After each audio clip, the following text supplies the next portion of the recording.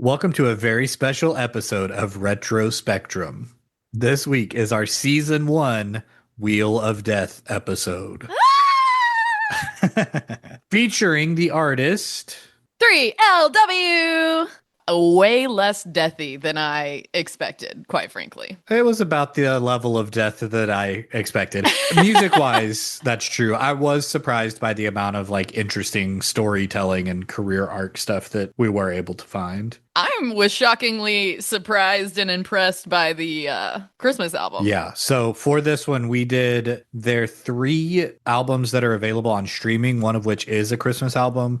We were actually able to unearth an unreleased 3LW album. And most importantly, we were able to watch the Disney Channel original movie that ties very closely into their careers. So stick around for that. Get ready for the story of 3 little women and how they became 2 little women. And eventually, 1 little woman. No little women. yeah, I guess maybe no little woman is more appropriate. All right, here we go. 3LW.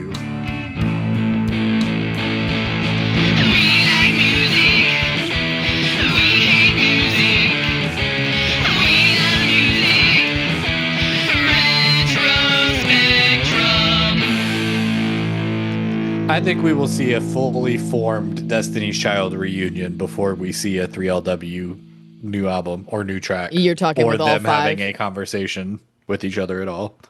All 5 of Destiny's Child, the original? Yeah, sure. I think it's more likely to have all 5 people that have ever been members of Destiny's Child regroup and make a new album before 3LW. That's hilarious. Although that's only partially true. I could see 3LW doing it as like a reality TV situation. Well, yeah, because it seems like they've all... Well, except for the classy one. Well, I feel like this is the closest we've ever done recording to this is the fastest turnaround we've ever done. Yeah, it's a test. Yeah, I'm not opposed to that. I did all the listening in one sit. Well, 2, I guess. 2 sittings after I found the hidden unreleased album. It's definitely a lot easier to do when there's only 3 albums. Like if we had to do a quick turnaround with 30 something albums, that would be potentially not possible. That's true. I guess that stands to reason. You can listen to less songs faster than you can more songs. Exactly. and have more time to do like the research or whatever. Because I researched this quite a bit actually. So I went from knowing nothing about this artist to knowing more than I ever planned on knowing about them. So I got way further in the weeds than I anticipated. Well, it had that drama element, which I know you enjoy. So yeah, it did get messy. I was there for that. Yeah. And it stayed messy. It didn't get messy and then there was no resolution. It's like, no, I still think they hate each other. Yeah, they do. Which is kind of fun. Word. Well, how you been? What have you been up to? Any new developments? Oh my God. Last night, it was like fucking 2 a.m. It's a full moon. I've been kind of fucked mentally because of, the life problems or whatever. And I've also been watching this show, and this is probably what you would probably point to as the cause of this sensation. But I'm watching this show called School Spirits on fucking Paramount. Paramount's actually working right now for me somehow. My God, live it up while you Yeah, can. exactly. So I did Yellow Jacket season 3, and now I'm watching this School Spirit show or whatever. And I'm actually finished it last night. It only has 2 seasons. They said they're coming out with a 3rd one, and I really hope they do because it's actually super good. I know you kind of think it's weird to watch shows about teenagers, or you're not as into that as... Here's my defense of that. I didn't feel like I didn't identify with teen dramas or teen shows when I was a teen. Me either. I didn't feel like they were representative of me then. And so I feel even less like they're representative of me now. Interesting. Did you feel like it was more mature than you were, less mature? Just what do you think about it? More like over the top and dramatic. I don't ever recall being like a moody teen or, over emotional or stuff like that. Like that high drama stuff that teenagers go through. That wasn't me. Well, you're a Libra, so you're pretty balanced. That's what I was going to say next. I thought so. Um, I definitely felt that way at the time, and I also was just like at the time super defiant and like punk vibes. So like I didn't want to watch like teen dramas as much because I was like I felt it was like cheesy or whatever over the top. So yeah, I do relate to that. But now that I have had super dramatic, horrible things happen to me, I kind of relate to it a little bit more, maybe. But anyway, so the show School Spirits is this. I don't want to like spoil it necessarily, but it's about like ghost kids in a school. I won't Ugh, tell you no, I'll like, never watch it. well, no, that's not a spoiler. The Oh, okay, name I'm gives back that in. away. I won't go into detail because it's pretty mysterious and you're trying to figure it out as you're watching it, so I don't want to ruin it, but I will say that there is some vibes of ghosts jumping into bodies, right? And so I am laying in bed. It's like fucking 2 a.m. and I've been feeling very close to my dead people lately, and I've been feeling like their presence, even like physical sensations, okay?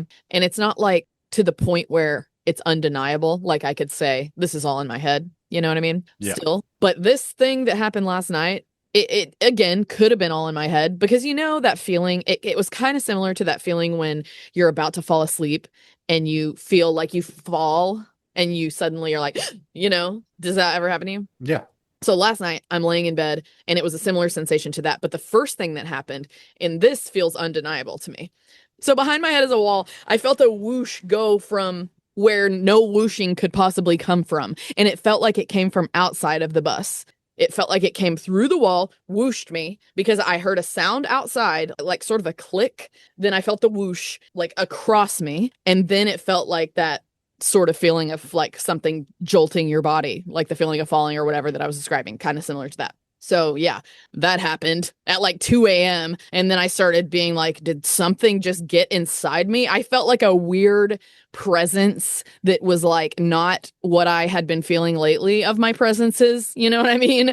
So I'm like, this feels a little bit negative, and I don't know if this is all in my head because I've been like having a couple emotional days because I'm going through some shit or whatever.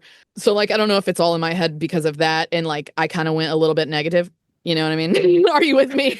I'm on board. I'm just along for the ride right now. So like I know that you probably think this all sounds like lunacy, but like I was just laying in bed feeling like a negative presence, and I was at a certain point like the power of Selena compels you. I was like pulling out some semi-religious energy to like try and get that negative vibe the fuck out of me, and I was calling on my dead people to like aid me.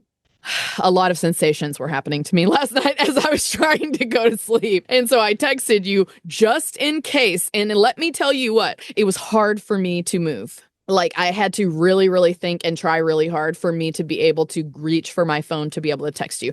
I am questioning myself the whole time and I'm thinking, okay, well, if this is potentially a thing that could actually happen, I should probably warn someone in case I start acting super weird and nobody knows what's going on with me all of a sudden. So I tried super, super hard. I had to mind over matter my arm to move to my phone to be able to fucking text you. And it was really hard. It took some minutes to actually reach. So it could have been verging on like a sleep paralysis type scenario, you know what I mean? Yeah. Because I have done that before.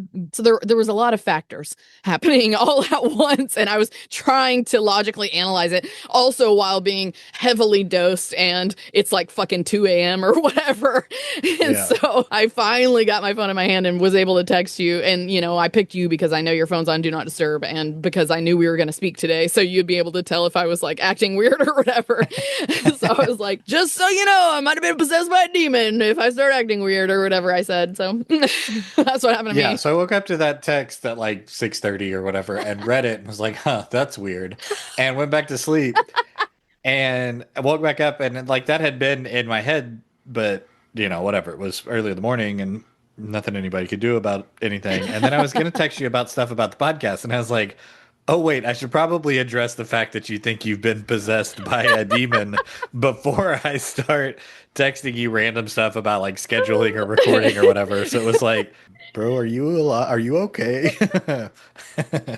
So I'm glad Imagine. you're okay. I'm glad we'll have a record if you do somehow start becoming a Literally, if I turn into like a huge asshole all of a sudden, you'll know what has happened. Just had to, cover my bases just in case.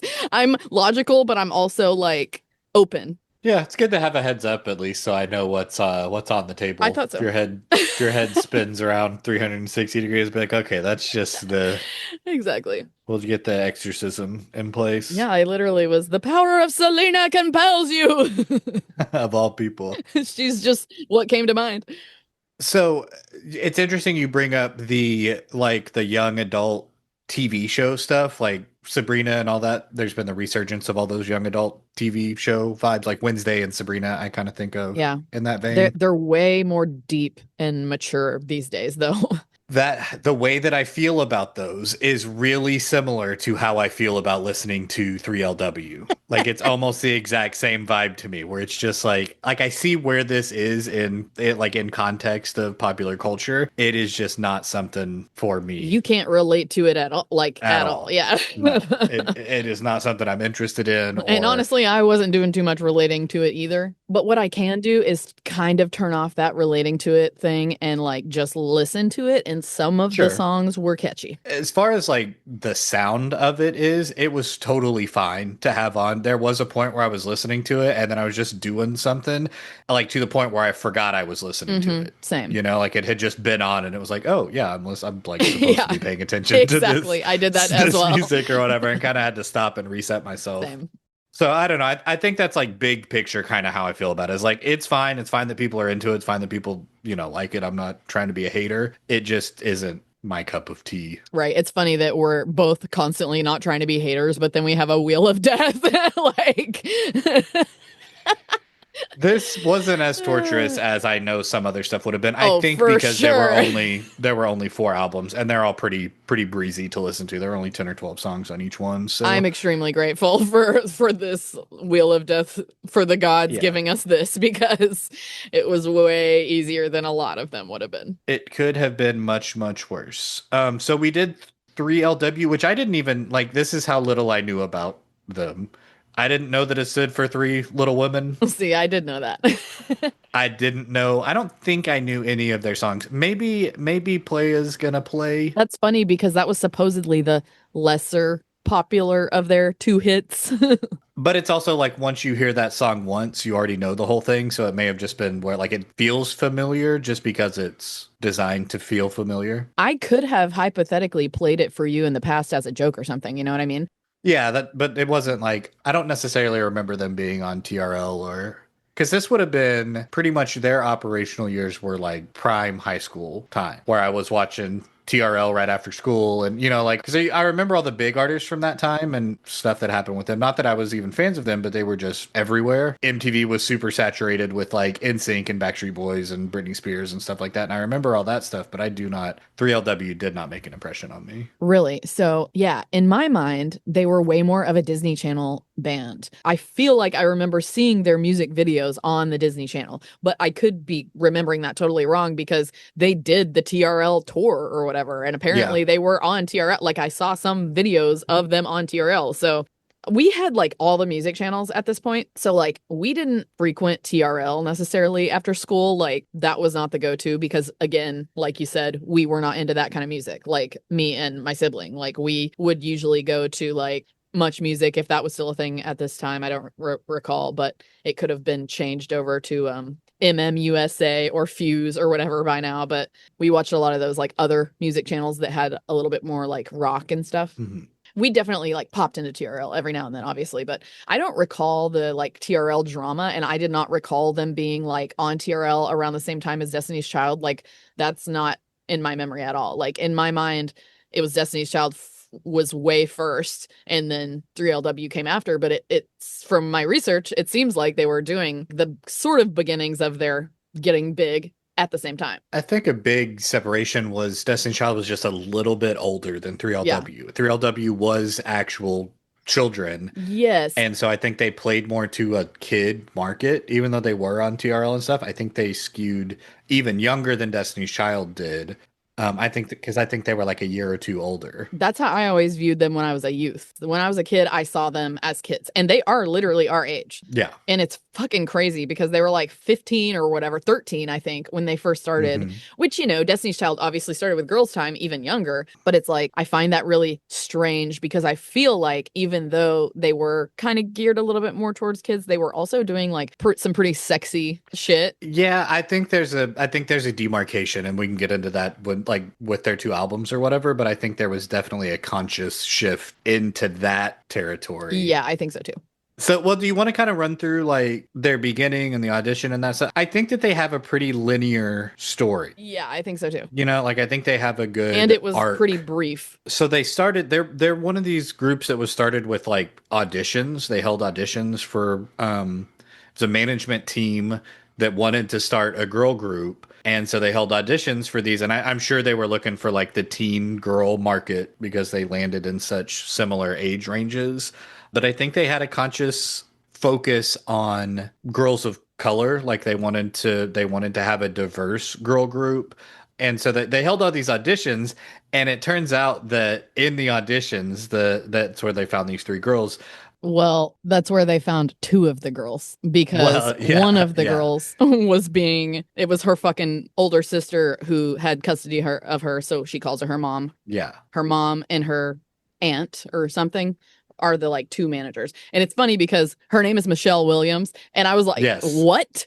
Is this the Michelle Williams?" And so I had to do a lot of research to figure out that it's not the Michelle Williams that's in Destiny's Child. Yes, no relation to Destiny's Child, but yeah, having a Michelle Williams very ingrained in the Yes. band was interesting. Well, and it's funny because you chose this on the Destiny's Child Right. episode, Yeah. Which so had I known that there was a Michelle Williams involved, it would have been like that would have been my a funny justification. connection. Yeah. I just didn't. Well, when I saw that, I was like, does Isaiah know that this is Michelle Williams's like whatever? And then I like researched it more, and I was like, oh, it's not the same person.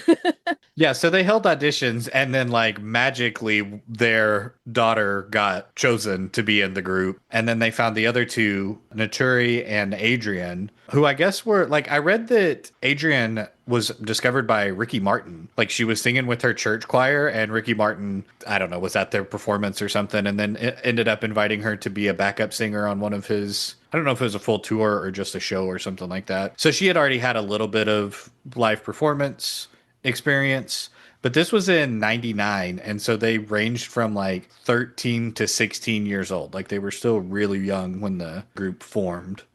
Yeah, so I didn't tell you my like necessarily backstory with them. I just ironically liked the two popular songs because it was fun to make fun of because of the lisp. So that was my like interaction with them as a youth or whatever. Like I thought that they were just some cheesy Disney Channel bullshit that I wasn't really into, but I could kind of listen to, and it wasn't too overly offensive sonically, but easy to make fun of and funny to me.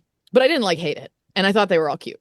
Speaking of the lisp, man, it starts off front and center. Yeah. Their first song on the first album is Yeah, I was like like, why did they give her all the S words? very lisp heavy, very S word heavy. Well, and she claims to not have a lisp and that it was the auto tune that made that happen, which apparently auto tune does kind of do that. But it's funny to be blaming auto tune That's yeah, like yeah. because it's kind of like, well, you had to use auto tune, so that's Yeah, we can make fun of exactly. you for that. Exactly.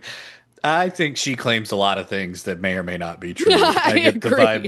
I get the vibe that she makes a lot of claims. Yeah. Because well, whatever. It didn't happen to the other two Right. Well, I members. gotta say that So their voices are both better. Like you can hear the differences. Like Adrienne has a good voice and Naturi has the best voice. Like her voice is really, really good. vocal wise, I think that's probably true. I think Adrian's voice is fine. I'm not 100% sure that I could tell you who is who, like if you play diverse. I did a lot of like very specific research on that. I will have to take your word for it. I watched all the music videos. It's weird because I'm super into music videos and always have been. So it's weird that during this whole season, I wasn't really incorporating music videos into my research. It doesn't really make sense that I wasn't doing that. But for this one, I watched all the fucking music videos. And I think from going forward that I will probably watch a lot more music videos. What do you think that added to the like listening experience? It's just interesting to see artists visually and how they like move and stuff and like what their vibe is, you know? And also for this specifically, like when I was a kid, I had these ideas about them, but now that I'm an adult, it's interesting to go back because when I was a kid, like I kind of thought Keely was the hottest one. I kind of thought Naturi was like a little bit more like they were trying to market her as like the more like ghetto one or whatever. Hmm. When in reality, she was like the sweeter one. And so, like, I think that their whatever their marketing was, like, I'm not really necessarily picking up on it now as an adult, but like, I must have when I was a kid. Either that or I was just being colorist, which is what they were being, because, like, that's why they wanted the darker girl to be the ghetto one because she was darker. And so it's like, that I think is a big part of why, like, this shit didn't work out because they were trying to force, personas onto them and not just going with how they Yeah. naturally were. Naturi was actually like a sweeter one. So she should have been like marketed as what she was. And, they all should have been marketed more as what they were and not trying to place them in these fucking little boxes. I think that was the downfall of the band. And to be clear, ghetto is the phrase that they used when they were like Yeah. in their beef or whatever, when they were describing, like, it's what Naturi said they told her they wanted to Yeah. be. So I'm using that word sometimes feels a little Yeah. dangerous. So that's their language, and I want to make that clear. Yeah. But I think that's a very specific example of a very large problem that I have with pop music and these sorts of groups or whatever, that like it's manufactured and it's forced and it's packaged to present an idea versus being any sort of concerned with like authenticity or being real or representing anything about who they actually were or whatever. It is similar to like an acting role. I kind of view their musical performance as acting roles for them. Like they are kind of playing characters that are like the pop girl group. Yeah. Well, that's how I always felt about those poppy manufactured groups. Like they're just playing a part basically. And so that's why Yeah. I wasn't never really that into it because I'm just more drawn to authenticity. And so like if you're trying to do a little pretend, like that's fine for a movie or whatever. Totally cool with that for Yeah. a film, but like in real life, music is part of real life to me. You know what I mean? Right. That's more in the real life realm. And I think we look at it kind of as art too. And if you're not doing like what statement are you making or what are you trying to do with your art? And if your art is just based on mass appeal or selling records or that sort of thing, like that doesn't have as much cultural value. Like even with film and stuff, it's more like you're doing a fake thing, right? But you're doing it in theory to tell a story or to represent something or to show a perspective. Right. It's still art, but like people go into it knowing that it is not reality. With Yeah. music, it's more like you're a musician, you play music, you put on a show or whatever. And see, this ties into, I think, another reason why we don't like these manufactured bands as much because we're looking at more of the people who are playing the music and like a lot of the Hmm. manufactured bands, they're not actually playing any music. The entertaining factor there is usually dance, really. And, that's one thing that can appeal to me because I'm a dancer. And so I'm super into watching dance. And I will say this Keely chick is a really good fucking dancer. So she did have that going for her. And she said from the get go that she wanted to be an actor, like in the first place. So Hmm. it kind of makes sense that everything about it kind of makes sense to me. And also, I kind of feel like her fucking sister mom was like a low key using her as a Yeah. vehicle for her life. Yes. And so I would agree with that. that is an upsetting factor of the whole thing. I actually feel kind of sorry for people act like Keely is like the bad one or whatever. Yeah, kind of the instigator. Yes, but a lot of the drama was like I feel like instigated by her mom and she was just like kind of manipulated into being a part of it in a way. Well, yeah, also because they were kids, you know what I mean? I Exactly. think they were at the control of a lot of the people, especially early on for their first couple of albums. They were doing what people told them to do and like this is what's going to sell and this is what people are looking for and so that's going to be the album that you make and that's going to be the persona that you play and that sort of thing. And it Which is wasn't again really. why the whole thing fucking imploded. So they formed in '99 because of the auditions that just so happened to choose their their daughter, and their first album came out in 2000. I think they signed with Sony or Epic Records pretty immediately, and the first album is just self-titled 3LW, and I think Play is going to play and No More, the first track off of there, I think were the big hits. And looking at their play counts, those are the ones that still have Yeah. like in the millions. No More was like the biggest one as far as like the numbers go, which I was surprised Mhm. by because Play is Gonna Play is always the one that I remember the most, but it was because of the lisp. So That really made an impression on it you. really fucking did. Me and Carr, I mean, we really went to town making fun of that shit. But dude, this album, it feels like youth group music. Like it feels like if your parents didn't let you listen to Destiny's Child because it was too racy or whatever, you could get away with listening to 3LW. That's Because fucking sonically, hilarious that you say that. it's similar, but like all their songs are about holding hands or like I have a crush on this boy or like from the perspective of a high schooler, like kind of a timid high schooler. There was one that was like basically, I really want to fuck you, but we're too young, kind of a thing. Yeah, it like toes the line of that sort of vibe, but like always stops at a much more like PG level. Like this is like the PG version of not Destiny's Child specifically, but like Slow But Jams. kind of, yeah. Yeah, but also kind of Destiny's Child on this album. Even though the words aren't necessarily like as raunchy or whatever, I still think the sound, like their voices are kind of sexy Yeah. leaning. Like Ocean is creepy I love Jesus shit, but it sounds kind of sexy, right? And it was funny to me that the I love Jesus song came after like the I really want to fuck my boyfriend song. Oh my god. But Jesus is in the way, is what I'm reading. I really want to fuck my boyfriend, but Jesus. In my high school, these would be kids that would be wearing the promise rings that they would have gotten at youth group. Everybody knew what the promise ring was all about, but it was a very outward, like, nope, Jesus comes first. Yeah, well, I feel like there were other little kid groups that were way more Jesus-y and like way more PG. Yeah. So like I didn't see this band as like overly PG or anything, but I totally see what you're saying. Yeah, it felt like little kid music. Like it felt like the Kids Bop version of grown-up music. Yeah. Because I listened to it before I did any research or anything. So finding out that they were children when this album came out, You're I was like, like, oh, oh yeah, that makes sense. makes sense. Yeah. It's like sung from the perspective of a 14-year-old because they are 14. Yes, literally. Which I enjoyed. I liked that it was lyrically a little bit more like on the level of their age because it was creepy to me that they started so young and like they had them wearing like cute, sexy outfits or whatever right off the bat. And I mean, okay, if you are 13 or 14 or 15 or whatever, you want to wear shit like that. I totally get that because I've been that person that it's like, I don't care if my fucking ass crack is showing. Fuck you, you know? When I was like really young. Sometimes when you're an adult, you're like, that's a little bit creepy for us to be looking at it. Like it's kind of hard to like, should they be wearing those shits? I don't know. Well, and also, is it their choice to wear it, or is it manager mom saying put this on, Exactly. or you know, Exactly.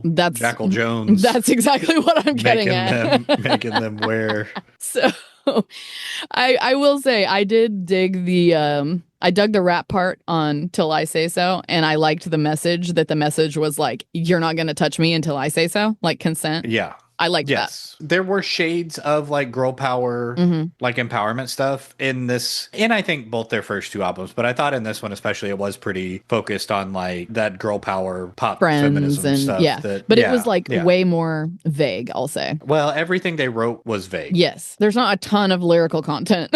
The lyrics are bad for this entire band. It's just bad in the way that it's like, They're not saying too much. yeah, they're not hardly saying anything the whole time. Lots They of do rhymes with and like the same words with each other, Yeah. and it's all just like vague ideas. There's no real message. It sounds like they're saying something, but if you actually go through the words, there's not a whole lot Yeah. behind it. Dude, okay, on the creep factor, the last song, I Can't Take It with Nas, Mm.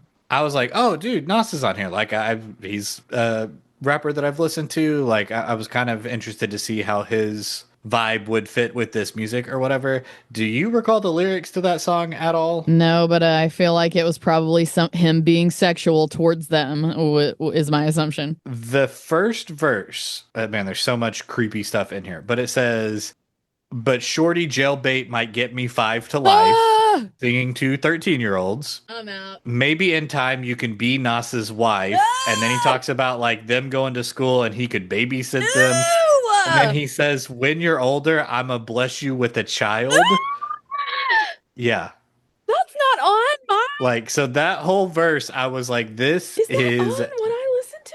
this is not good. Oh my God. I did not listen hard enough. Yeah, which is like, what are you doing, man? Like it what do you what? That's the opposite of what we want. Yeah. There was one verse on there where it was like, I mean, it was still creepy. It says, y'all three can't get with me, you're just a child. Maybe I The can let you meet Sammy and Bow Wow. fuck?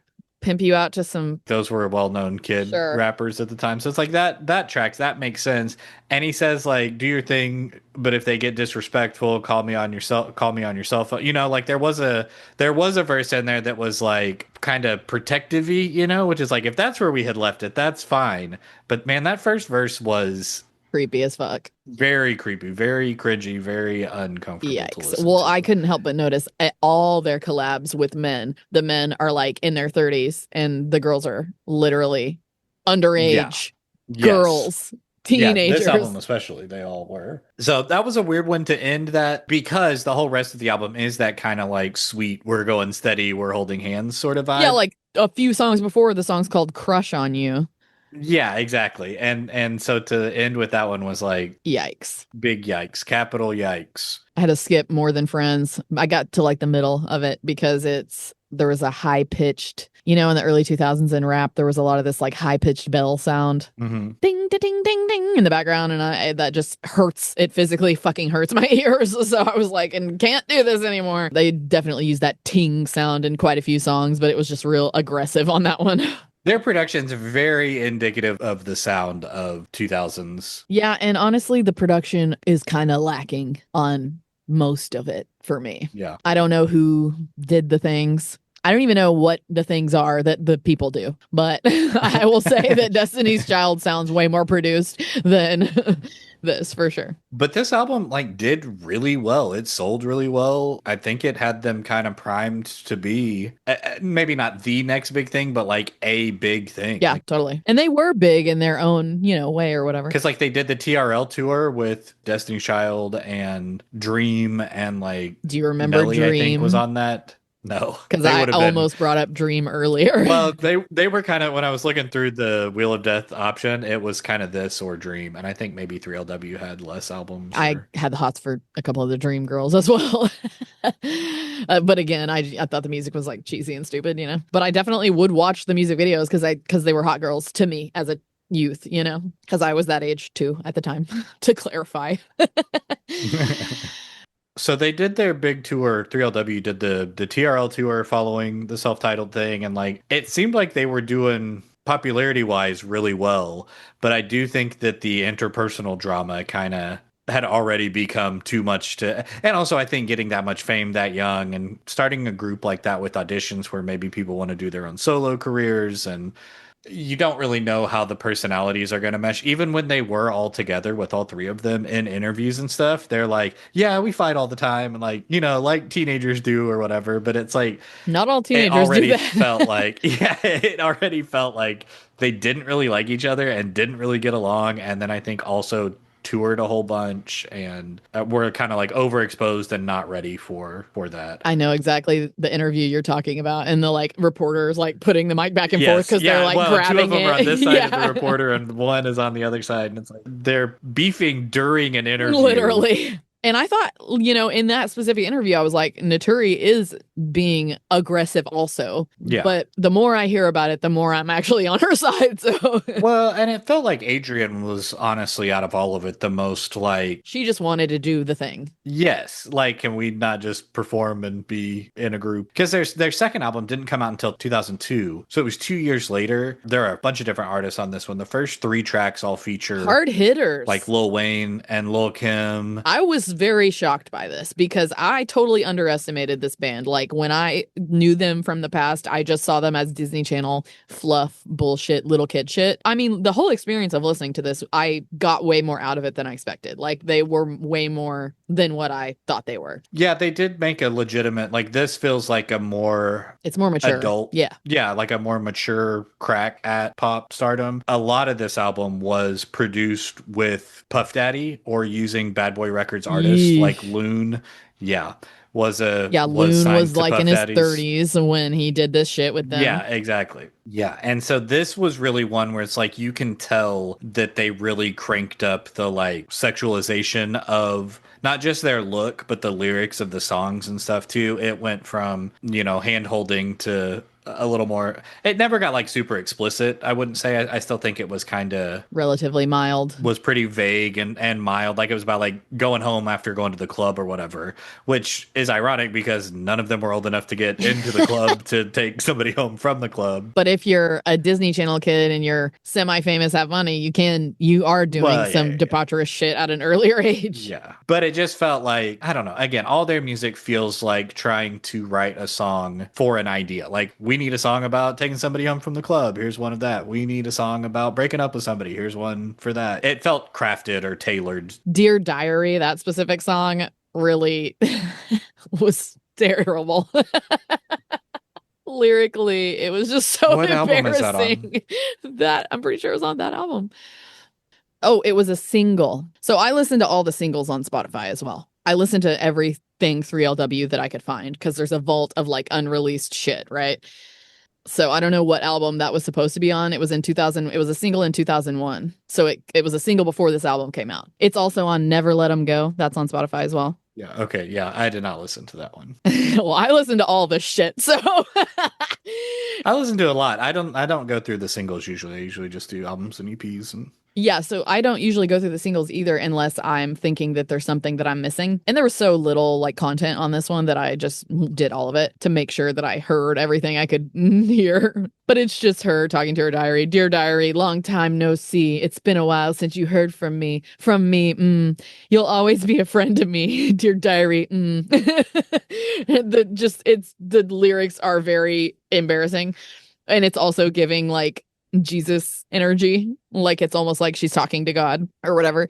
Like all the songs like that are like you're actually talking to yourself. But just lyrically, it was just funny to me. Just talking to it like it's a person when it's a diary. It's all in your own head. and saying we'll always be friends. And like there's Exactly. there's nothing. There's nothing You've always there. been my trusted friend. You've helped me through the thick and thin. That's why you'll always be a special part of me, dear diary. It's like a Hallmark card level Cheesy. Very cheesy. cheesy and yeah. So Girl Mac is the name of the second album. So the first one sold like over 1 million copies. So I think they had really big expectations for this one. But this one actually came out after all their breakup drama. So there was like, I think that kind of took over all the media coverage for them was their back and forth drama behind the scenes. And it got released after Naturi had already left. And this one sold like 50,000 copies in the first week. And so to go from 1 million to 50,000 feels like a really, really sharp drop off. And I'm sure lower than what the expectations were. And I think that also led to the like this being the last real album that they ever did. Yeah. They tried to do more, but Yeah, they recorded some more stuff. And they did release one more album. I mean, they did do the Christmas album, which came out the same year. It was like a Girl Can Mac came out in like September or something. And then their Christmas album, Naughty or Nice, came out the same year, just in November or December, like Christmas time, immediately right after that.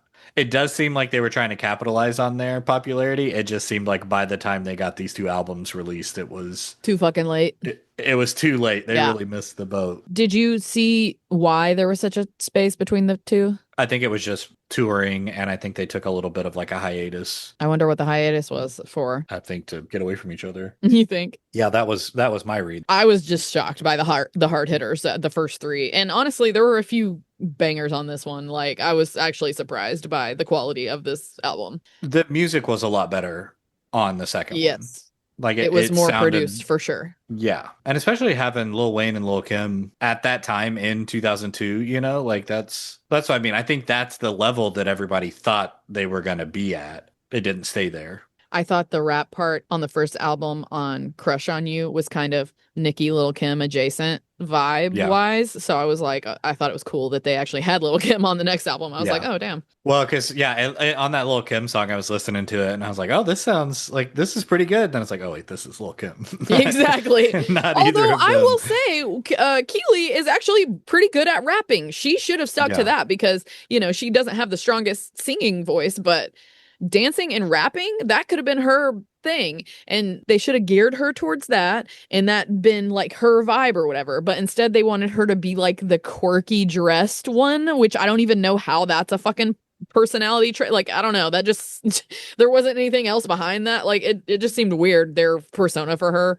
Did you read that they wanted her to be like the one that dresses quirky? I'm like, what does that even fucking mean? That's not has anything to do with her like talent.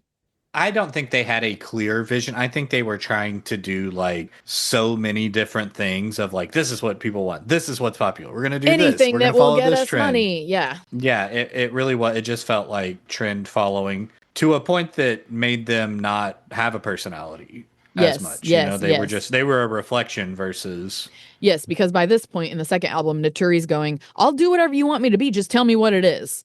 Because they're telling her to be this, they're telling her to be that, and they're like, okay, I'll switch it that, I'll switch it that. She's switching up, and they don't like that. Like, I've been in these positions before where someone wants me to be a certain thing, but they don't actually know what they fucking want me to be. yeah, So then they can't tell me what they want me to be because they don't even fucking know. So then I try this, they don't like that. I try this, they don't like that. Like, I try to get the context clues from whatever the fuck random bullshit they're right, saying. Like, this is working with like directors and shit. I'm like, well, you don't even know what you want, and I can't give you what you want if you don't know what that is. right. Like, I can give you what I think is good, but that, like, I don't know. It's very frustrating. And so I've been in that position, her position before. So I totally fucking understand this feeling. It's like it was defined by negatives. You know what I mean? It wasn't like we want this. It was like you're doing that. That's not right. No, you're doing that. That's not right. No, you're doing that. That's not right. But without like you just kind of had to guess, Right. and it was never. Although I also think that they would have used any justification to say that what she was doing wasn't working. Which is part of what they talk about with the colorism. It's like the record label and shit. It's just fucked up, man. It's just so fucked up. They were like, basically, like, we're putting the Latina girl in front because J Lo's big, is what the main Right. thing that the record label was trying to push. And Keely's family didn't fucking like that because they were the ones that were trying to, you know, make a bunch of money off this shit or whatever. Which it's like, I don't know. It's just I will just say that like the fucking beginnings of this band, the root of this band is nefarious. It's born from like older adults using younger children to try and fucking make money, and that is fucked up. And that's why the Cheetah Girls movie did not hit for me, because it was like it didn't have the message that we were looking for. It was like Right. Yeah. and that's why I don't really see the Cheetah Girls as like empowering or whatever, like female empowerment. Like, it's not coming across like that to me. They are like in the movies when you see like the evil executives or whatever, this group is the group that is made by the evil executives. That's like you have the hero, you have the Josie and the Pussycats that you're rooting for. 3LW is the group that you're like rooting against because they've been put together and manipulated by the studio executives to do whatever. Yeah, and it's like, we just feel sorry for you guys. Get out. Like, Yes. I mean, that sucks. So, how about that Christmas album?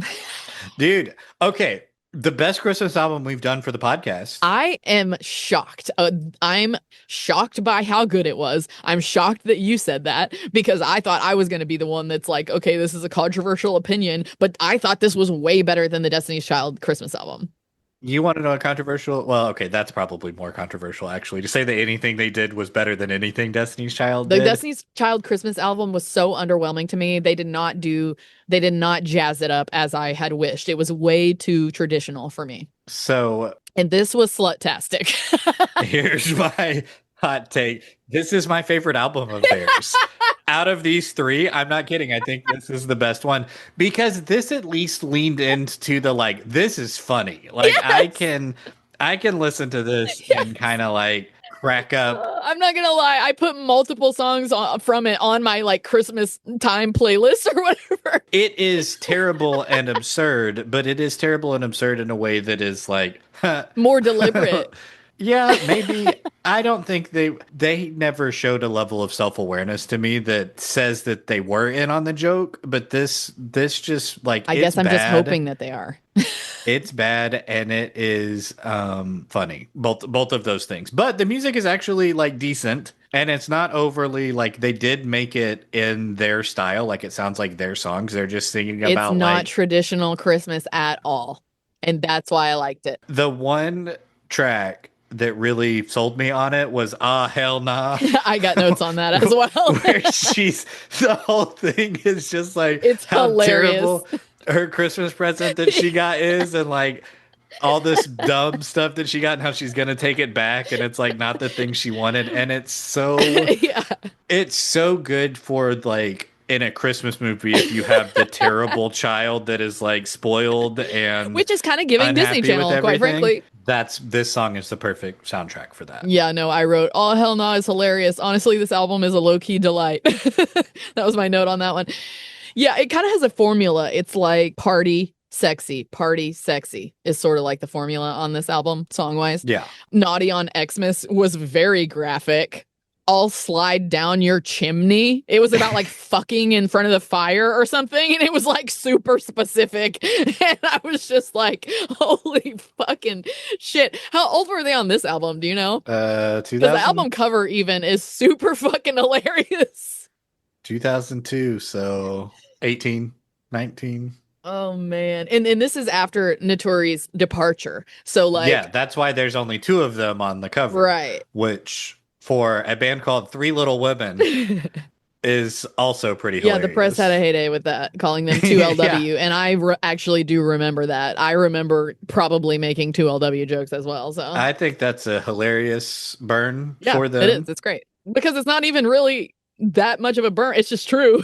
You know what I mean? Yes, yeah. And I think their breakup was so prominent and like public. They're interviewing on TRL like Yeah. about it Yeah. and stuff, where Totally. like they clearly knew it went from three to two. And so yeah, to put this out with just two of them. That is also giving like we're just trying to be in the public eye, like reality TV drama vibes and not like Yes. we're serious about music vibes. And so I thought it was badass that Naturi split off because she was the one that seemed like she was actually serious about music and she had the quite frankly most vocal talent and Yeah. she went off and did fucking Broadway and shit. Like she is clearly a professional and extremely fucking talented. So I thought it was badass for her to just go do that stuff and stand up for herself in that way and leave something, not get sucked into like just wanting to be famous. I think she had other actual care about the music and cared about, you know, art and stuff. And not as much of a all, all press is good press sort Yes, of thing. exactly. She seemed less manipulatable and she was the oldest one of the three. I mean, only by a couple years, but still. So yeah, I really am leaning toward liking her the best. But yeah, this album cover, this Naughty or Nice, like Adrian looks like almost it could be taken seriously, but look at Keely. Yes. Yeah, when you said she's the one that dresses quirky or whatever, it's like, well, they really Yeah, nailed that no with the shit. Naughty or Nice cover because I don't know what the hell She's is going wearing like on. knee-length jean shorts, but they're split all the way up to the crotch, basically, and but with like fucking plaid and stripy elf tights underneath, and like a mesh top and a fucking elf hat, Yeah, it's a and she's mess. doing like a shh type of motion. And the fact that she's like standing on the chair, like that Adrian's sitting in, like it's just fucking hilarious. And she's like holding up Adrian's hat or whatever, her Santa hat. Like I don't understand what is happening in this photo, but I don't know, but like I will say this one is worth if you're at a Christmas party, oh, put for this album on sure, and just for see sure. just see what happens. No, for sure. Out of all of their songs, these would be the ones that I would like show to somebody as like, hey, check this out, just The because Lisp they're one and the Christmas sex ones. Yeah, no, it's funny.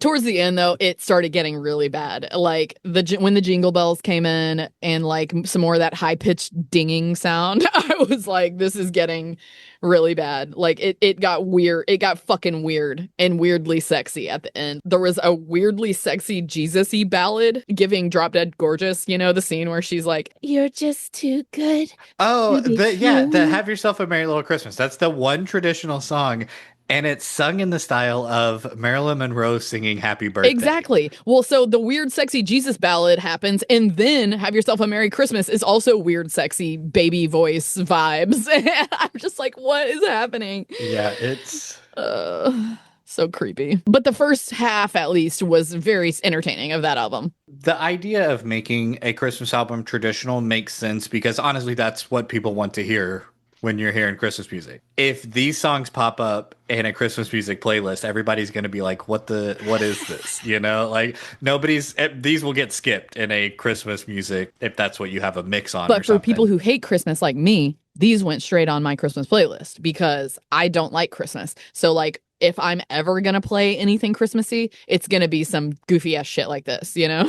But if you're like they are a pop group who is concerned with being popular and selling the most records, Yeah. this is not the way. This is an Interesting choice. insane thing to do if that's your end goal. Although I think I get it in a way because like there were some definite like what is the Run DMC had like Christmas in Hollis or whatever. Yeah, that's why you do like one original or two originals and then an album of standards. This is nine originals and one weird, like Creepy, sexy super baby sexual, voice. Yeah. like yeah, have yourself a merry little Christmas. Just this one is bizarre, and also seeing it as like a last ditch at relevancy after their second album tanked. Yeah. This is a weird thing. Well, see, I'm assuming that they were trying to gear themselves towards the people their age, like Yeah. younger people, teens or whatever. And a lot of teens are not going to be into this smooth Christmassy bullshit.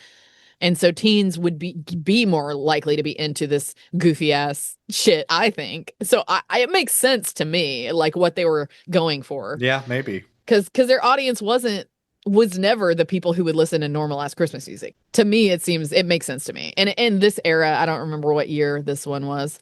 2002 was the same as their second album. So yeah, in 2002, I feel like some goofy ass shit was coming out, like Bloodhound Gang energy. You know what I mean? Like kind of ironic. Yeah. Almost. So I feel like that was kind of the vibe they were going for, I'm assuming. It has to be because it's fucking hilarious and it's so graphic. Although maybe it wasn't the vibe they were going for because later in Keely's trying to do her solo career, it seems like she was actually being serious, but it came off as more this vibe. That's what I mean. That's what I think. I think this is an earnest effort that just is hilarious listening back to it. But I don't think the goal of this was to be funny. Either way, very enjoyable. I think it was a sincere effort that just turned out funny. Well, and it seems like Keely likes to go back on shit and be like, it didn't mean that. Yeah, after the After response. the fact. Exactly. Yeah, for sure. So, speaking of them being too LW, Naturi is not on the Christmas album, and there is a very public, and this is kind of the most entertaining thing about the whole thing to me. I think the majority feels that way. Kind of a juicy deets on why she's not on this album. So, you wanna dig into their breakup split scenario? It's very straightforward, simple story. So the manager was yelling at Naturi while Keely and Adrian were in a restaurant getting food to go or whatever, KFC. And so they come out, there's a yelling argument situation happening, and Keely, in standing up for her mom slash sister slash manager, throws her food at Naturi. Naturi is like, I'm not getting fucking shit thrown at me, I'm out. And that's it. And so, there's a lot of back and forth of like that never happened shit coming from like the perpetrator's side of things. Yeah.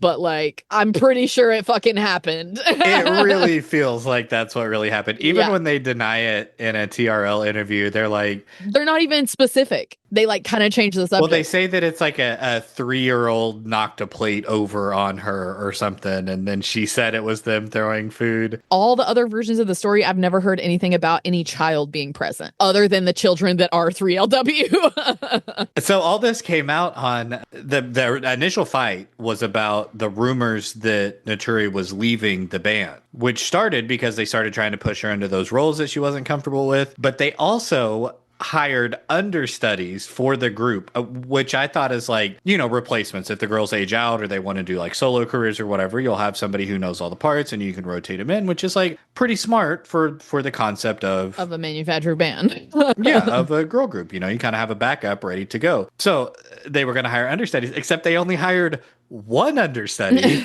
and it was only for Naturi, which is like sends a fucking message. A pretty clear message that Very like we are clear. waiting in the wings to replace you. And so there was kind of these rumors that she was going to get replaced, and they thought that she had started those rumors, and that's why the mom manager was yelling at her or fighting with her, was about like, you're telling the press that you're leaving and all this stuff. And so they were arguing about that, and then the other two girls came back and got involved in the argument, threw the KFC at her, and they left her on the side of the road, like which the they deny well, yeah, of course they do because because why she was a wouldn't they? literal child. So she had to like figure out how to get home and all that stuff. But like that was the last time, and that's I think they were on tour. It was in like South Carolina or something, but they had to cancel a bunch of shows after As that. someone who's been left on the side of the road, I fucking feel that. And all this came out on Wendy Williams' interview that Naturi did with Wendy Yes, Williams. but before that, the bad press that they were discussing and blaming on Naturi was also Wendy Williams. So when they finally did this Wendy Williams interview with Naturi, Wendy Williams is like, Hmm. I did not get that info from you, to set the record straight. Yeah, You did not do what they were saying that you did. So it seems pretty clear what all went down. it just that feels like the most straightforward version of everything. It seems like they never really got along with each other, and then this, but it's like to have an incident like that that's that specific to be able to point to as like that's the end of the Right. group. Like, obviously, I was not present, but I will say that Naturi is the only one whose story hasn't fucking changed from the Yeah. very beginning. She has been saying the exact same thing from the very beginning, all the details. I watched multiple versions of her telling this story, like on so many different fucking interviews, because that's what people ask about, because drama, everyone loves drama.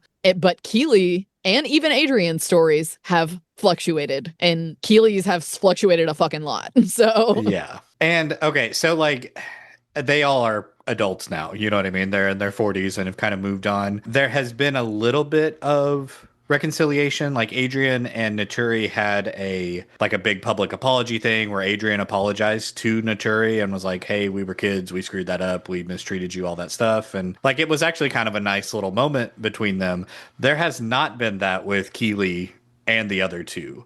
And there right. was this string of Twitter posts by the manager, Keely's mom manager, that like she just goes on a tirade after that apology happened of like dragging Naturi through the mud and saying all this stuff and just like reading through those, it's like, oh, I believe anything that anybody says about you now, just based on the way that you responded here. Yes, because you're clearly fucking unhinged. And she's gone on multiple tirades like that on the internet in various forms.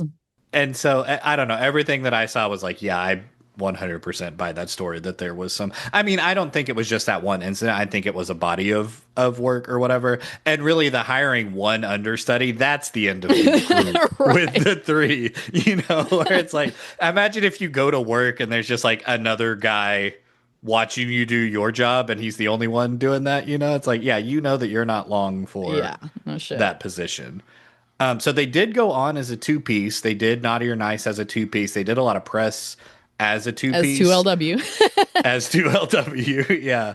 But most importantly, as a two piece, Keely and Adrian joined the Cheetah Girls on the Disney Channel. Like after Naughty or Nice came out, whilst 3LW was still a thing, they auditioned and got the roles for the Cheetah Girls, which was originally like a Disney Channel movie that eventually turned into a TV show and I think multiple It turned movies. into a And TV show? was there a TV show or was it It turned just into they made it into a real, supposedly real band, was what I had read. The movies, I don't know if it was a TV show or not. I didn't see anything about that, or I don't remember if I Oh, did. no, I guess it just is movie. Sorry, I thought it was a movie that went into a TV What show. it went into was them being a supposedly real band and like touring and stuff, except for without fucking Raven, which doesn't make a ton of sense to me. She wanted to do solo. It makes total sense to me. It was the three of them without Raven. They became the Cheetah Girls like touring group and released albums and stuff together. I mean, Raven was doing other things, so She did her own like solo music and stuff. So rather than being a part of the Cheetah Girls, she wanted to do her own thing. I saw that when they were auditioning for the new third member of 3LW, they apparently briefly considered Alicia Keys. Yeah, yeah, I saw that too. It's like what a different world that Oh could have my been. God. What an alternative It makes perfect universe. sense to me that she's not the one that ended up in it, because I take her way more seriously than this. Yeah, and I think she is much more of an artist than I like the Cheetah Girls is where these people belong. Like that's the Yes. perfect role Yes. for them because Yes. it's television. It just is you are an actor in a group.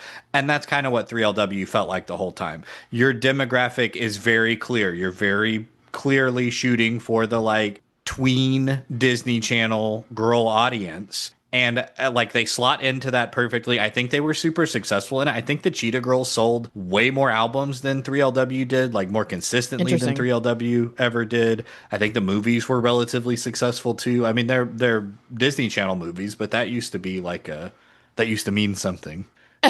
So once I got to the like Cheetah Girls reveal, it was like, oh yeah, that's what this is. That's like 3LW was just warm up for them being the Cheetah Girls to me. And it's kind of strange because the vibe of 3LW and the vibe of Cheetah Girls feels like the Cheetah Girls should have been first. Yeah. And like 3LW should have been them trying to like be something after the Cheetah Girls or whatever. It's like very kiddish. Yes. Well, but I think that led to the 3LW stuff not getting released because now they were the Cheetah Girls and they had this kind of like kid friendly their audience was children. So the sexy shit was out. Yeah. And so 3LW had clearly been going a more like sexualized route. And I don't think Disney wanted their Cheetah Girls characters releasing these other albums with these more questionable lyrics. Well, it's fucking funny that they even had them be the Cheetah Girls after this Naughty or Nice shit. Like, yeah. And the second album too. I kind of thought the same thing too. But everything wasn't as connected or readily available. And that second album didn't sell well. So it's not like they were known. Tons of people knew it. Yeah, totally. Yeah, for those songs or that vibe or anything. So I think it was pretty easy. I bet you, though, that the people who like that kind of shit would have been similar audience to the people who would be into Cheetah Girls. You know, the majority of people might not have known them that well, but I feel like the people who are into the shit would have been into all that shit. Maybe. I think if you were into that second album, you're probably too old for Cheetah Girls. And if you're into Cheetah Girls, you're too young for that. You wouldn't have sought that out. It just wouldn't depends be. on the person, dude. Like, I hung out with some kids that really like some sexual ass shit when we were too young to be, listening to that or whatever. Yeah, but it wasn't as readily. It's not like you could get on Spotify and go find that album. Like if it wasn't playing on MTV. Yeah, if it wasn't accessible, if it wasn't put in front of you, you just wouldn't have come across it and that would have been fine. That's a good point because I do not really remember the like music videos or seeing a bunch of the shit from the second album compared to what you would have seen on Disney Channel. Yes, exactly. But I will say I was not a Disney kid. I was a Nickelodeon kid, so I wasn't really that into any of the Disney shit anyway. And by the time I was in the early 2000s, I was like about to go to college. So I was like doing a whole thing. I was like in a fucking punk band touring and shit at that point. So like I wasn't really paying attention to TV as much. Yeah, this was not for us at this right. time. Like the 3LW on TRL would have been like right at our appropriate age level or whatever. By the time Cheetah Girls rolled around in 2003 or 4, that was like my little cousins watching it. Yeah. Yes, yeah, and it was no longer marketed towards us or like what would have been in our perception. I didn't even know what the fuck it was. I didn't either until we watched the movie this week, and now I know all about the Cheetah Girls. I still feel like I don't really know. I didn't really glean much from that movie. The plot was very. The plot sporadic. Is the story of 3LW, except Raven is Keely. Where she like acts like a maniac and tries to control the group and make them do things that they're not until they get to the end. And for some reason, she tries to do the right thing, and then the other girls don't. Like, none of that movie makes sense. The message was not there. No, it was not clear, and it was really careful not to paint the executives as like evil necessarily. Like I feel like it was which is the opposite of what they should have been doing. But I feel like it was like a movie about record label executives made by record label executives. Yeah, exactly. Where it's like, yeah, he's kind of creepy or whatever, but like he's not that bad, or like it's still okay if you want to sign and make a bunch of money stuff. I don't know. It was whatever. Janky Johnson, really get the fuck out of here. Yeah, it was a really creepy unclear message. But it did culminate with them singing a dog out of a hole. So, that was fucking weird. I did not like. There's a win in my book. Okay, the first half we were sort of enjoying ourselves. Yeah, like the first half of that, but toward like by the middle we were bored as fuck, and then by the end we were like, "What the fuck just happened?" Yeah, it went totally off the rails at the end, which is sort of how their career did. That's true. I'm telling you, the Cheetah Girls movie is like It a parallels with their career. yes, Totally, it very does. much. Yeah, totally. And it's funny because while they were doing this, playing this like kiddie Disney bullshit, they were also still supposedly trying to make a new 3LW album with this new girl that they cast in the role of Naturi, and whose voice is definitely nowhere near as strong as Naturi's. And she was hot or whatever, but like I was not Well, feeling it. they recorded an entire fourth album, like a fourth and a half. It was called Phoenix Rising for a little bit, which is a pretty good name for a comeback album. Right, and there was a diss track, a Notori diss track called "Past the Drama," which is funny because they are the drama, but whatever. Yeah, I thought so too. It's like y'all know who the drama is, right? It kind of always feels that way when it's like if someone's claiming that somebody else is drama or using that phrasing, it's like more often than not. Yep. I hate to tell you guys, but you are the He who drama. smelt it dealt it. Yeah. Point of No Return. That's the second subtitle for the fourth album. So it was first called Phoenix Rising and then eventually called Point of No Return and then Opposite eventually was message. just totally scrapped and Scrapped. shelved and canceled. So, you know, I noticed it's whatever. the things you Very on never the nose. yeah, the things you never hear song employs the drip sound that was so popular back then in so many songs. So yeah, all those songs are the unreleased album. All those songs are available on YouTube, and I did listen to all of them. And honestly, they were better songs than either of the other two albums. I thought Naughty or Nice was my favorite album. I honestly think that Phoenix Rising slash The Point of No Return is their Interesting. best album. I think it's their Interesting. best album. I'm more into the second album, quite frankly. I was really surprised and impressed by the second album, so. And I like Naturi's voice better, so since her voice is on that album, I prefer that album. There weren't any like off of the unreleased album. I don't know that there were any that was like this one is catchy or this one I'm gonna remember or whatever. Like I could identify players gonna play and whatever the first song is. No No more. more, baby. Yeah, I can identify those songs and like recognize them or whatever. I don't know that there was one of those on the last album. No. But there was a single with, or what would have been a single with 50 Cent. The AO, the Yeah. first track on there was really good, and it was apparently recorded by Eve, maybe. Yeah, I think you're right. I thought the production value on this one was lacking.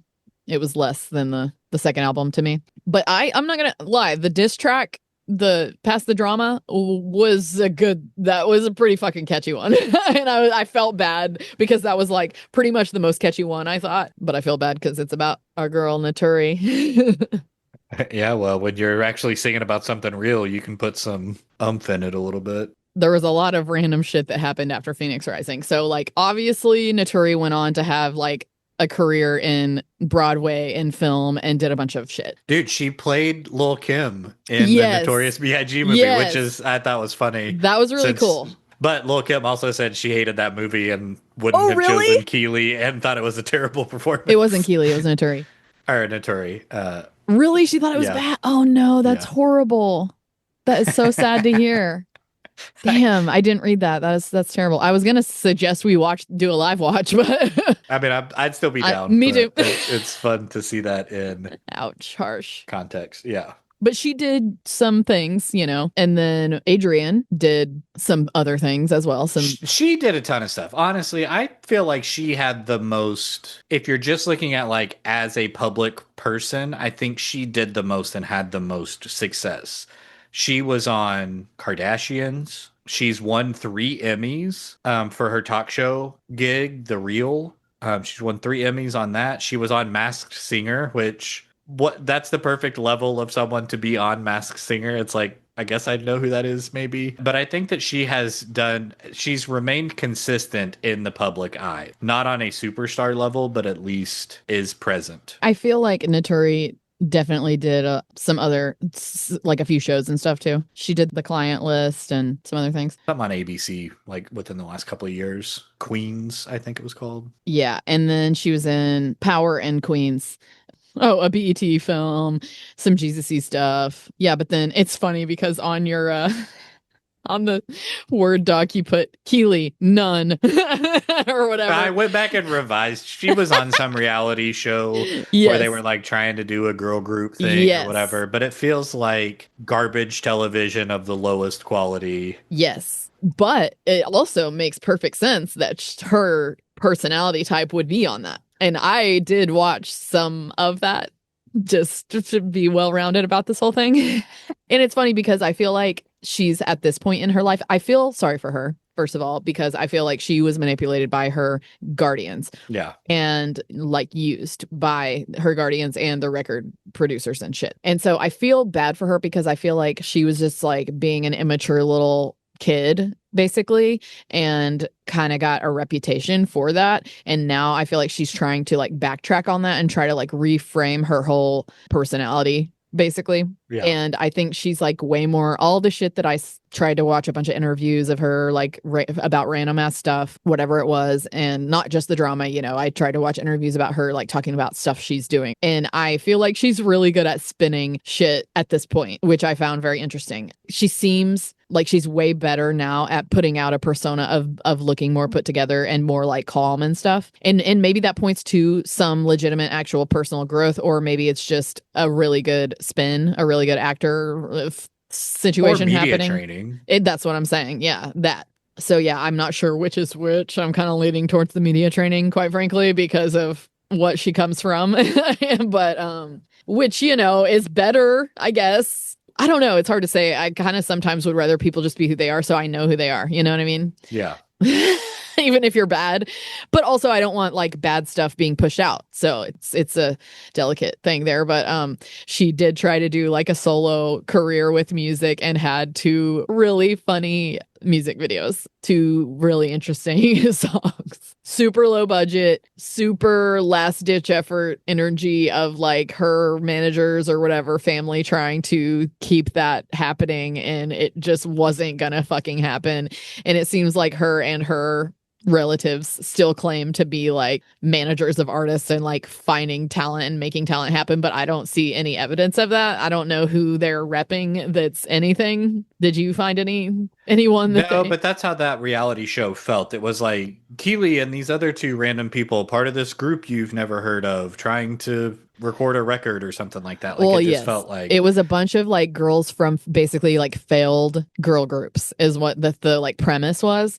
There was like a girl from Black that was the only one that I like recognized, BLAQUE, you know, that band. So it was funny because one of the clips that I watched was like her intro to the house, like it was when like Keely first walked in or whatever, and she basically was like, they were all talking about like how the girl group was going to be or whatever, like, and she was like, I'm not going to be in the girl group, I'm just going to be like the manager guiding you guys. And all the other girls were like, since fucking when, bitch? Like, that's not what this show is. You know what I mean? So she was trying to take like a supposedly behind the scenes, even though she's like visually on this fucking show.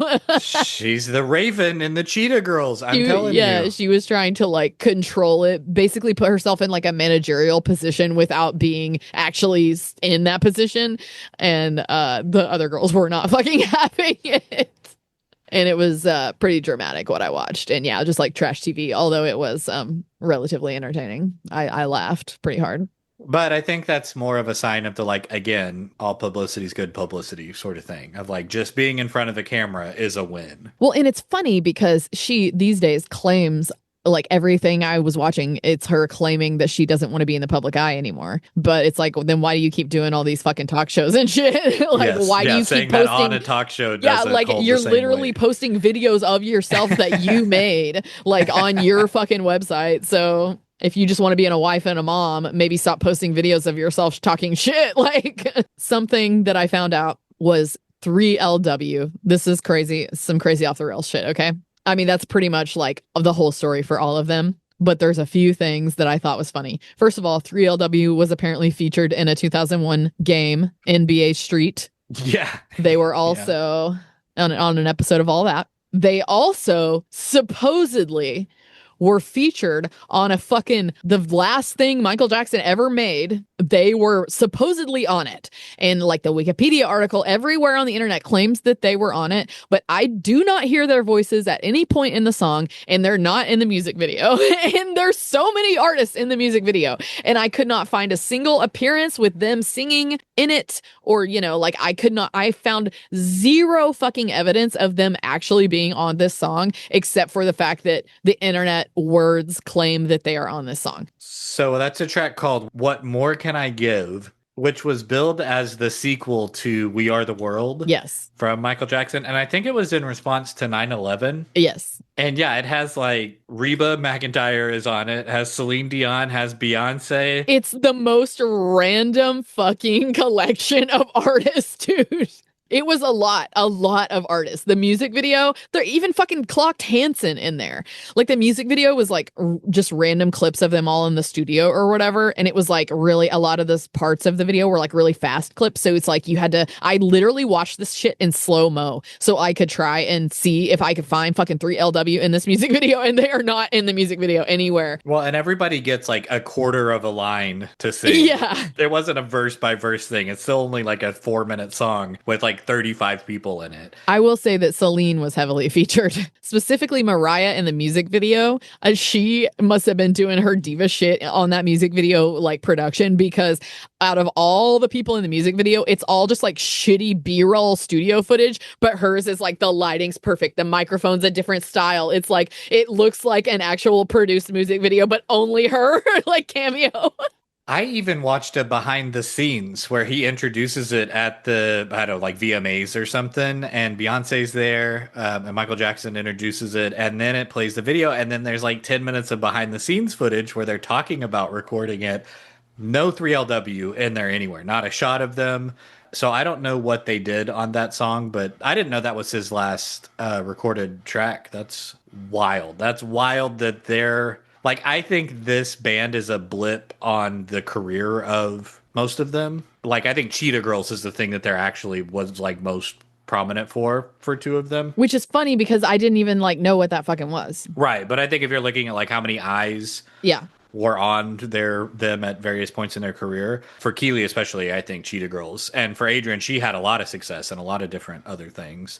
But for them to be on Michael Jackson's last recording is... sure something. I'm on the Lyrics Genius website, and it's got literally all the names of the people next to the line that they sing, and 3LW is not fucking on it. So I don't know if they're really on that or not, but they are credited on it. So that is strange to me. Well, I wonder if that was like part of the background vocals or group vocals or something. Oh, okay. Okay. There is one line on, oh my God, this is insane. Out of this whole ass song, there are sections that say all. Yeah. So like maybe all the artists are on those sections. And there is one fucking line for 3LW that's credited to 3LW, and it's the last line of the fucking song. Oh, what okay, can I give? Go. Tell me, what can I give you? But I don't know. I'm going to have to re-listen to that and see if I actually hear their voices, because I didn't see any evidence of them so far, and I tried really fucking hard to find it.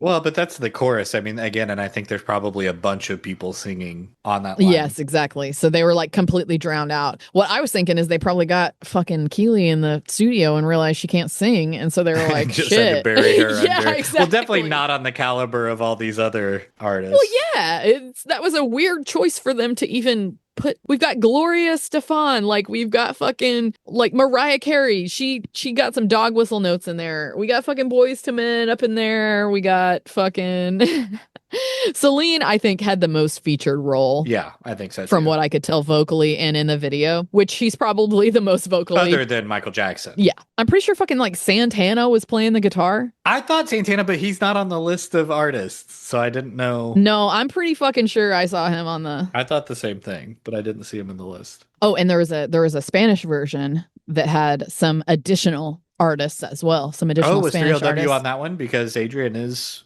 Latino. I don't know. It didn't say. Let me see. So 3LW was not on the Spanish version. Oh, well, okay. And I would That's argue right. that they may not be on the English version as well. What works in their favor is the artist list on everything I saw is alphabetical. And so not only are they like Yeah, they're the first listed on there, build. they're the first. Yeah, I they're the noticed that first as well. artist. And And which is I'm not hilarious even that they only 100% are sure. credited on the last line of the song. Yeah, so good for them. Smart move for them. Yeah, and apparently like there were live performances of it with that had like Whitney Houston, Maya, Liza Minnelli and shit like singing too. So they were Um, trying really hard to do that We Are the World thing. it's not a great song. No, it is not a We Are the World at all. No. I mean, I get the idea or whatever. And like it raised money for something or whatever. So what feels like a more appropriate or like alternative track for them, they're on the Jimmy Neutron soundtrack Oh, yes. doing a This one actually revamped makes sense. version of Parents Just Don't Understand. Yeah, And yeah, that did you watch that video? I did.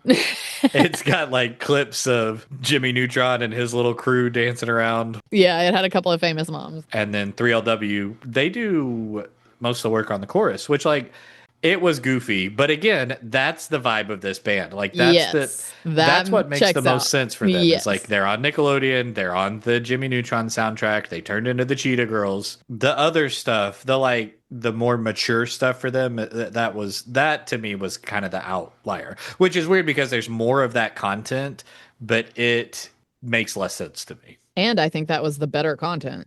The children's stuff, No. the more mature stuff. Yes. Did we sufficiently talk about Keely's hilariously oversexed music video? No, Spectacular, about a spectacular night of a spectacular one night stand where she doesn't even know the guy's name. And then she went on later to defend it when people criticized it by saying that the message was supposed to be that you shouldn't do that. no, we didn't talk about that. And I listened to that song, and it's one of the worst songs I've ever heard. Did you watch the music video of the other song of hers? Yeah, where she's drinking the martini. Yeah, that music video is super low budget and very boring. But then the very next music video, it looks like she potentially made it the same day. It's like some of the set looks the same and shit, like, and it's similarly low budget, but a higher quality than that one video wise. So I was pretty entertained by those. I'm good. It was funny. It was fucking hilarious to me. So if you want a good laugh, go watch the Keely music video called Spectacular. All right, so we survived the Wheel of Death. I can honestly say, personally, I don't think I will ever listen to 3LW again. But that being said, I still had a really good time having this conversation and doing the research, and I do feel like we found some interesting things out.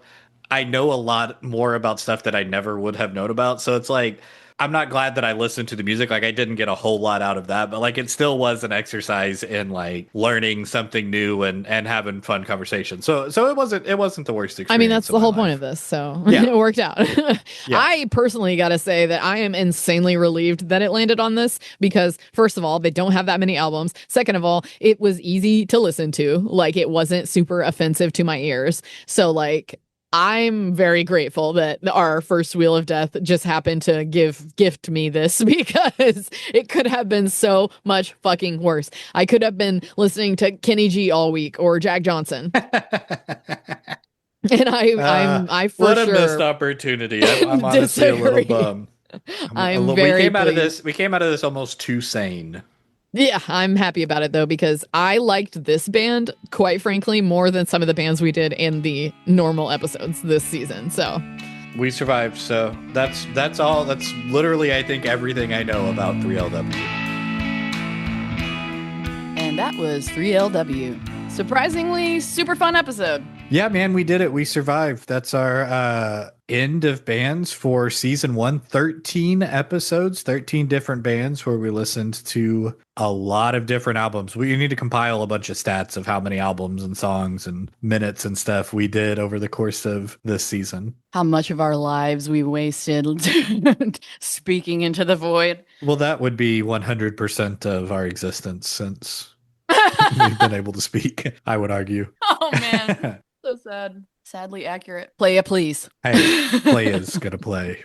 Yeah, a lot of pronunciations of these songs based on the placement of apostrophes and trying to get the intonation right. So there will be no Wheel of Death spin for this episode, obviously. And no new artist for next week. We are done for the next couple of months as we research and prepare for season 2. We will be back with a new slate of artists and a new round of Wheel of Death episodes too. And keep an eye out for our season 1 recap episode and some little Patreon extras in the meantime. That's right. Join us on Patreon at Retrospectrum Pod. Find us on Blue Sky at Retrospectrum Pod. And keep an eye on your podcast feed for some episodes coming out between now and the beginning of season 2. Don't you forget about me. Thanks for listening. Bye. Retrospectrum.